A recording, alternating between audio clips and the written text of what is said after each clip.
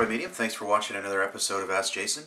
In this episode, I'm actually just coming off a nice meditation, so I'm just still in that high-level state of being in a meditative energy. So I just want to, I guess, go over some of the, I guess, levels when you're in a meditative state. Some of my experiences of what's been shown to me. You might have some similarities to. I've had people ask me a lot of questions, like when you get into that meditative state and you're seeing the other side, or you're interacting with energies that are the non-physical energies and so on. Like how many levels are there? How many dimensions are there? So what I've come to look at here is that I'm seeing that it seems to work on a set of 12 for some reason. So if I had to say how many dimensions to me, I believe that there's at least 12. We're working 12 hours on the clock, or 12 months in the year.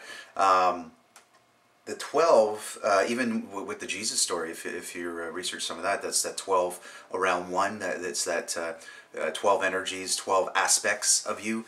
I believe there's a metaphor there as well. With a lot of the religions and so on, I don't take everything so literally. I do feel there's a lot of metaphoric energy there as well. So 12 energies or aspects of you around the 13th being, which is you, which is coming out of a shell or coming out of the cocoon to blossom into that butterfly that you are, that light being, right? That rainbow being.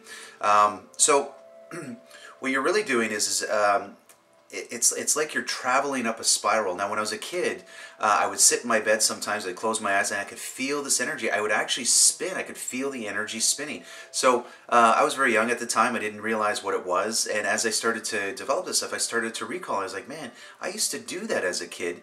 And when you do this now as an adult, it's almost like you have to start to remember, right? So it's not actually always going outside of yourself. Actually, meditation is more inward. It's an inner.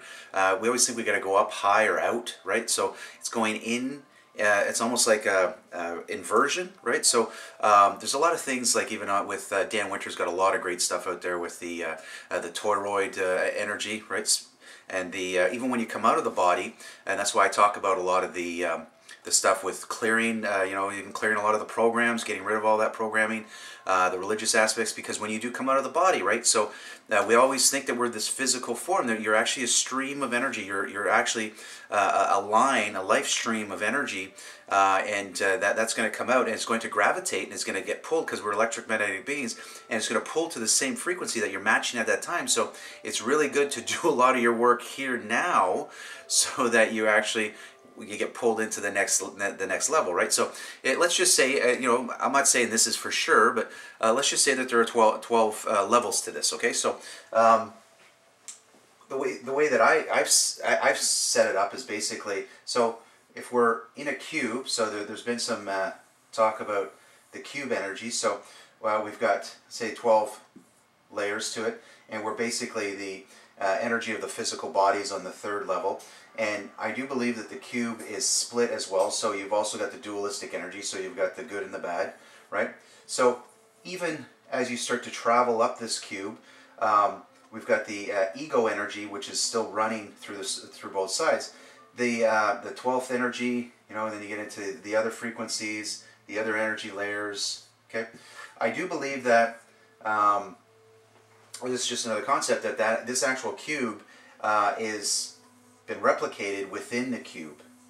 So there are these other lower frequencies that are actually playing with a lot of light workers that they're misguiding them. So there's a lot of I guess deception. So that's why I was talking about that great book about masquerading as angels, because these darker light beings, because they are dark, but they will masquerade and look like a light being.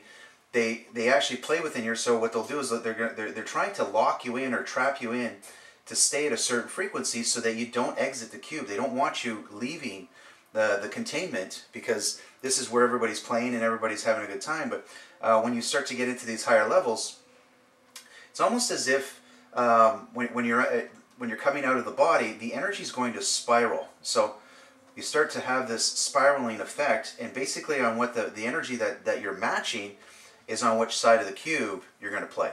So depending on your belief system, that's why I say don't have any this is basically my rules of thumb. Don't have any attachment, no judgment, and no resistance to your experience.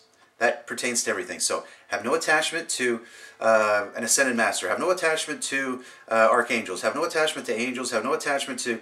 So you could play with them. You could talk to them. You can be around them. But it doesn't mean that you have to... That's all that it is. That's not what it's about. You have to... You're one energy. Your frequency is in here learning a lesson that... Yes, this energy is outside of you. This is a mirroring energy. So when you get into these aspects, when you're looking at the angel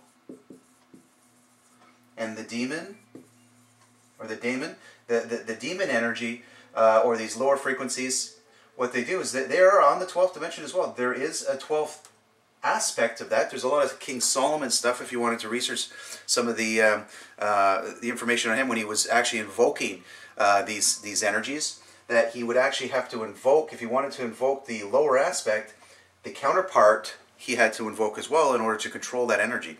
So these two frequencies, this is just a concept that I have, are on the same level. Okay, so and they run right up and down the cube. So when you're spiraling into these frequencies, you may come across a shaman. You may come across another frequency that's a match to you. That could be a guide. That could be an ET. Could be an Arcturian, a Pleiadian, a Sirian. Whatever frequency it is, I'm under the impression, because when I'm feeling this and when I go through those areas, that it is an aspect of me, or it's an integrated part of me on a different timeline or a different time frame, because there is no time here.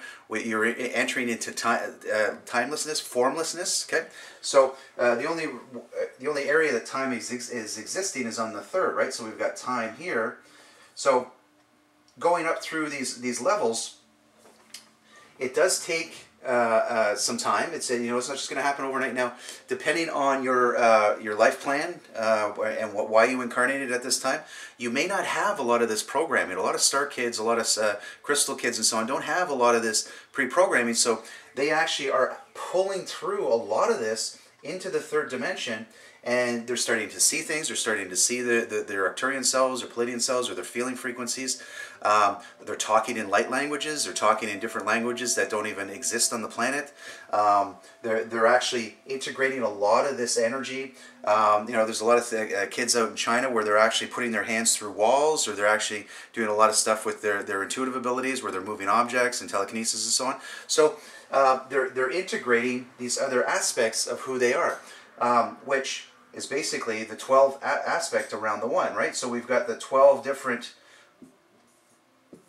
areas, 4, 5, 6, 7, which is around the 13th being, right? So depending on how much you've done your work and how much you're doing your meditations and so on, you may ping out or play with one or two, right? And then the next month or the next year, you're playing around with these guys.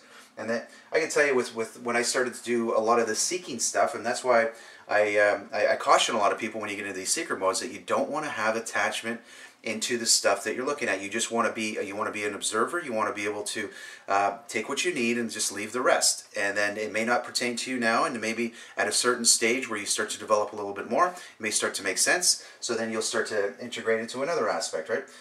I know with me there was a lot of stuff doing with Zen stuff. I had a lot of Zen Buddhist type of stuff. I was researching a lot of that, and I was just gravitating to it a lot. And even when I was talking to people, I was talking like that, and basically I was doing a clearing, and I was in a meditation, and this was a couple of years back. And somebody had looked at me, and they had said that my face was starting to shift, like they could see the energetic, but I was shifting into all these lifetimes that I was a monk, and I was a Buddhist, and all these different Zen qualities that I was attaining to. So I know I've had, in my past incarnations, there was a lot of Zen incarnations. So once I started to clear all that, I can tell you, I had a big energetic clearing, and a lot of those energies started to leave me, and it's funny, it's like I don't really gravitate too much more to that because it's not in my field anymore, and now I'm getting more clear.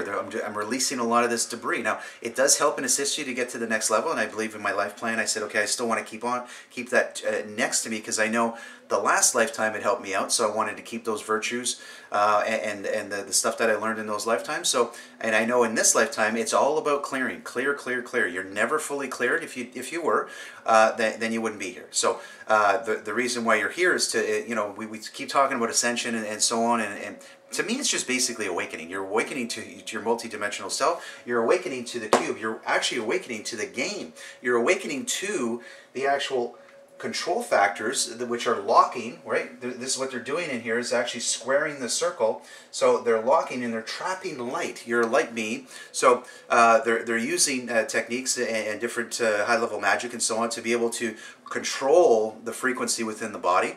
And that's why there's a lot of things about, you know, with the GMOs and the stuff that we're putting out to suppress the electromagnetic frequency. So when you're starting to awaken to this information, you're starting to see. You can actually start to see things.